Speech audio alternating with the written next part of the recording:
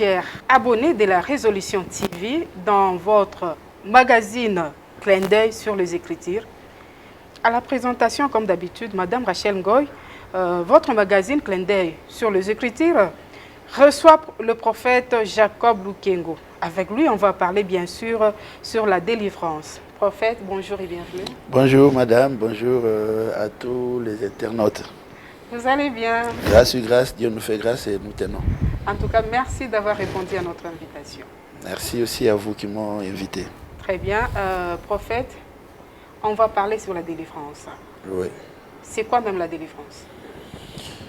En fait, la délivrance, c'est un terme qui est vraiment aujourd'hui parlé de tous côtés. D'une part scientifique et de l'autre côté religieux. Mais dans le sens dire délivrance, la délivrance veut dire juste rendre libre quelqu'un. Lui donner ce qu'il ne pouvait pas avoir facilement. Lui assister, lui porter secours devant certaines situations qui le bloquent. Et quand vous venez aider une personne comme ça, quand vous venez intervenir dans un cas comme ça, donc vous avez apporté un secours qui apporte une délivrance, qui apporte une liberté. Voilà. Et ça va aussi de l'autre côté, selon la science, en fait, selon la religion, on dit la délivrance, c'est une vie de bataille engagée. Quand les chrétiens font sur la terre. Sans vous couper la parole, prophète, vous venez de dire tantôt rendre quelqu'un libre. Oui. Apparemment, si quelqu'un manque la liberté ou comment? Un peu d'éclaircissement. Oui, en fait, ici, j'ai parlé de deux volets. J'ai parlé de quelqu'un qui est délié, soit lié, okay. Et quelqu'un qui a une partie de son corps ou de sa vie qui est aussi liée. Très bien. Donc, je parle de corps et je parle de l'âme. Donc, là, c'est spirituel, hein? Là, je parle de l'âme et je parle de corps. Alors, rendre quelqu'un libre, ça c'est le physique. Mais délivrer quelqu'un, ça monte à la dimension de l'âme. Donc, ça va de deux côtés comme cela. Ah, ok. Mais, prophète, qui a besoin de la délivrance?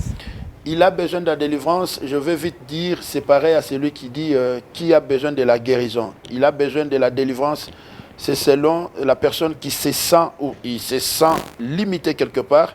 Il ne sait pas accéder, celui-là a besoin de la délivrance. Si pas, il ne se sent pas, mais il peut aussi afficher les symptômes de quelque chose qui nécessite de la délivrance. Comment voir ces symptômes-là? Il y a le symptôme, c'est le physique. En fait, quand l'âme est malade, parce que l'homme a trois parties, l'homme a l'esprit, l'homme a l'âme et l'homme a le corps.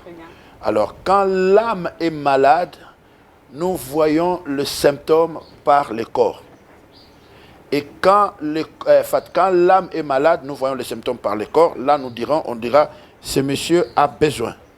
Quand on voit comment est-ce que son corps ne sait pas accéder, ne sait pas arriver.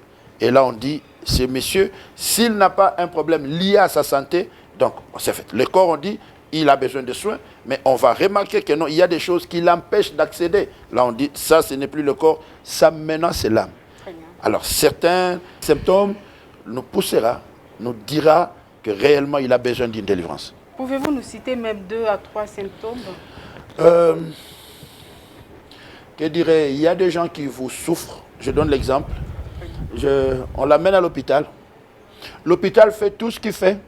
L'hôpital fait tout ce qui est comme examen. Physiquement, il est malade. Mais l'hôpital ne voit rien. Alors on dira nécessairement le niveau qu'a ces problèmes, ce n'est plus au niveau du physique, c'est maintenant au niveau de son âme. Et là, on va maintenant monter au niveau de l'âme. Et quand on monte au niveau de l'âme, l'acte ou l'action qui sera activée, ce serait ce qu'on appellera la délivrance. Deuxième symptôme? Deuxième symptôme, quelqu'un qui a l'âge, on dira il a droit. Il y a certaines choses qui nous arrivent dans la vie, ça va avec l'âge. L'âge nous donne de classe de vie. Quelqu'un qui a l'âge de se marier, quelqu'un qui a l'âge d'accéder, quelqu'un qui a l'âge de faire des choses, quelqu'un qui est parent, il est irresponsable, il ne sait pas faire plus, donc la personne est limitée. il n'y a pas de porte qui lui donne les ouvertures pour qu'il puisse assurer bien sa responsabilité. Si quelqu'un est bien limité, ça c'est parmi les symptômes. Parmi les symptômes. Très bien. Il est incapable de se démarquer lui-même. Donc il est limité quelque part. Et il a besoin de la délivrance. Voilà, prophète, qui délivre? Il y a quelqu'un qui a le mandat. On ne peut pas délivrer si on n'a pas le mandat. Donc, parce que de nos jours, on voit tout le monde, quelqu'un qui se pointe, je suis prophète, je suis pasteur, et il commence à délivrer. Mais ça va loin jusque-là, parce que le livre, le livre de Marc, chapitre 16, nous prenons au 16e verset jusqu'au 19e, ne qualifie pas. Il dit, toute personne qui croit au Seigneur, toute personne qui est enfant de Dieu, il a reçu le droit. Et le mandat. Et le mandat. Très bien. Et le mandat d'apporter délivrance à quelqu'un. Cela ne dit pas que non seulement parce qu'on est prophète, seulement parce qu'on est pasteur ou on est responsable d'une église quelconque qu'on peut apporter. Non. Le mandat est donné à tous les enfants de Dieu. De faire la délivrance, de donner la vie, de donner la liberté. Voilà. Merci beaucoup, prophète. Quels sont les matériels qu'on utilise pour délivrer? Bon, en fait, on fait allusion à la bougie, de l'eau chaude et aussi à l'huile. Bon, en fait, ce qui est vrai que la délivrance n'a pas de matériaux ou de matériel approprié. Nous avons vu comment Dieu a accédé, Dieu a fait, Dieu a autorisé, Dieu a opéré dans la Bible. Je pourrais peut-être toucher la facette de l'eau. Quand on parle de l'eau, quelqu'un pourrait dire, bon, c'est pas biblique, mais je le renverrai dans la vie d'un homme de Dieu, d'un serviteur de Dieu, Élisée, qui avait reçu... Il y a ces malades qui payent aussi la bouteille d'eau, même à $20, $100 pour être délivré. Non, la délivrance ne se paye pas. Il n'y a pas un prix pour la délivrance. Parce que Christ l'a déjà fait pour nous. Et il nous a donné le mandat de le faire aussi. Il n'y a pas une eau achetée pour $100. Il n'y a pas une eau achetée pour $50 pour accorder la délivrance. C'est fréquent de nos jours. Hein? Moi, je pourrais dire que c'est pratiquement le business. Voilà, le mot approprié. Hein. Là, ce n'est plus la délivrance. Non, hein. Là, c'est plus la délivrance. En fait, là, ça devient du la business. délivrance aura lieu, mais dans le soubassement de ça, c'est le business. C'est le business. Parce que ce qui peut faire que la délivrance entre dans la vie de l'homme, ce n'est pas l'argent qu'il donne, c'est la foi qu'il a. Et la foi ne s'achète pas. Juste quand il a entendu, ça a activé sa foi et Dieu peut aussi opérer. Vous pouvez nous montrer le matériel qu'on peut utiliser pour la délivrance? Non, il y a plusieurs matériels que la Bible nous présente. Un monsieur avait un problème, il était malade. Il avait besoin que Dieu l'assiste. Il avait besoin que Dieu opère dans sa vie. Il s'est approché de l'Éternel. On dit Dieu l'a guéri. Dans un autre terme, il a été rendu libéré parce qu'il était captif d'une maladie. Je vois Élisée plutôt, qui a fait passer Naaman dans l'eau. Et l'eau a apporté quelque chose. En fait, ce qui a été, c'était allez, fais-toi jeter 7 fois. Et il s'est jeté 7 fois dans l'eau, il a trouvé sa guérison. Dans un autre terme, on dira, il a été délivré de sa maladie. Très bien. Et je dirais aussi, Jésus sur terre, notre Seigneur, il a sauvé en délivrant quelqu'un, en lui ouvrant les yeux. Il a utilisé la terre, il a utilisé la boue, il a utilisé le salive. Les autres sont délivrés par la parole. Plus ils entendent la parole, la lumière entre par leur âme et ils vivent la délivrance. En fait, il n'y a pas à dire qu'il y a des interdits. Le livre de Jacques nous dit, quelqu'un parmi vous est-il malade, qu'il appelle les anciens de l'église et ils viendront. Ils vont prier pour lui en loignant d'huile. Alors là, on voit aussi l'huile. Mais le mal, c'est quoi? Le mal, je dirais, c'est quand ça devient une coutume, quand ça devient une doctrine. Donc toi, tu ne fais que par ça. Là, je ne sais pas. Je dirais, l'Esprit de Dieu nous enseigne trop.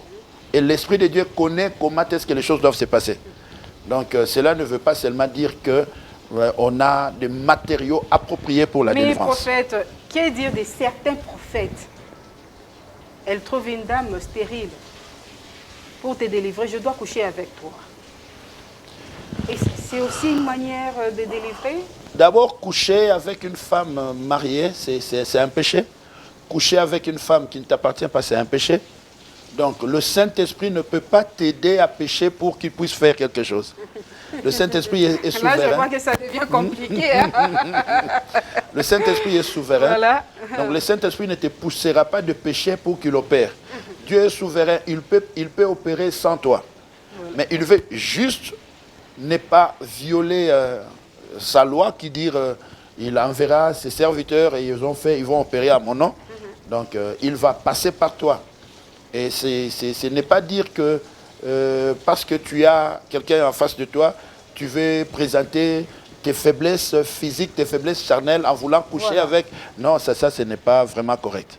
C'est pas correct vraiment. C'est pas correct. Prophète, quels sont les signes qui témoignent la manifestation de la délivrance? Entre autres, tomber, crier, s'agiter. En fait, le problème, ça va de deux côtés. Je pourrais dire, il y a deux portes. Il y a deux portes. Il y a une porte qui fait accéder la délivrance dans l'âme, et il y a une autre porte qui fait accéder la délivrance par le corps. Très bien. Donc, si Dieu, par sa grâce, il veut opérer la délivrance, je dirais, quand l'âme vit dans le péché. La personne a besoin de la restauration, et je dirais, dans une maison où il y a le noir, et selon la Bible, on dit ça devient une maison remplie des esprits. Voilà. Maintenant, quand on déloge les esprits, selon à la dimension de l'âme, s'ils vont sortir, ça va se manifester dans le physique. Le corps va bouger, le corps va parler des choses que lui-même peut-être ne sait pas maîtriser. Ça va se passer comme ça. Mais prophète, au nom de la délivrance, hein? On voit souvent des démonstrations hein? Exact. Dans différentes églises. Exact. Voilà. Exact. Et ça, moi je ne sais pas aussi dire c'est vrai ou c'est faux. Mais dans le cas aujourd'hui, il y a beaucoup de faux et il y a aussi beaucoup de vrais. Comment les distinguer? Bon, comment les distinguer? C'est à la fin. C'est à la fin. Quelqu'un me dira, j'ai pris une bonne cure de la malaria. L'autre là me dira, j'ai pris aussi une bonne cure de la malaria. Mais on sait dire, il y a des cures piratées. Très bien. Alors, on verra quand ces cures sont normales ou originales, on verra à la fin. Voilà. Faire la délivrance, c'est bien. Mais la fin des choses, c'est mieux. Prophète, est-il obligatoire de faire parler les esprits qui possèdent la personne lors de la délivrance? Dire obligatoire, je dirais non. Ce n'est pas obligatoire d'interroger les esprits. Ce n'est pas obligatoire. Ça s'est passé une fois dans la Bible. Christ a interrogé qui vous êtes. Et les esprits ont dit, nous sommes une légion. C'est un exemple de dire que... Et surtout que ça divise des familles. Hein? Exact, mais ce qui est vrai aussi, les esprits impurs qui logent le corps ne peuvent pas dire la vérité parce que le père du mensonge, c'est lui leur coach. Donc, le diable sait par canal de ses moyens amener aussi des divisions. Ça va dépendre de toi qui agit, qui fait. Donc, la sagesse et aussi l'intelligence dans le ministère nous exige aussi une école. Voilà. Donc, ça ne demande pas seulement d'interroger. Parce que les informations que vous allez avoir là, ça ne vous amènera nulle part. Voilà. Le Saint-Esprit est mieux placé de t'apprendre beaucoup, plus que les démons qui partent dans le corps de quelqu'un. Un enfant qui tombe là-bas, bon, la belle-fille divisée. Oui, donc ça peut arriver comme ça. Ça peut arriver. La pression du Saint-Esprit peut mettre à nu les œuvres du mal. Voilà. Voilà, ça peut aussi arriver. Mais quand Dieu commence une action, il ne peut pas commencer pour ne pas achever. Très bien. Après délivrance, prophète, après délivrance, qu'est-ce qui rassure? Après délivrance, ce qui rassure, c'est le changement de vie. Très bien. Vous verrez quelqu'un qui avait un problème, après sa délivrance, parce que la Bible nous dit, si le Fils vous a franchi, vous serez réellement libre.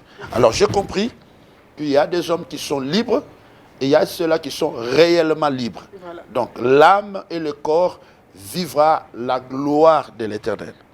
L'âme et le corps vivra la gloire de l'Éternel. Prophète, vous avez un petit message à lancer à tous les fidèles de votre Église. Un petit message, je dirais à tous ceux qui nous suivent par cette grande assemblée que nous appelons les internautes. Très bien. Et aussi à nos enfants que nous encadrons dans nos églises, de dire la délivrance est réelle, la délivrance est vraie, mais il faut que tu sois un enfant de Dieu qui ne veut pas seulement vivre la délivrance, mais qui veut aussi faire des choses comme Christ.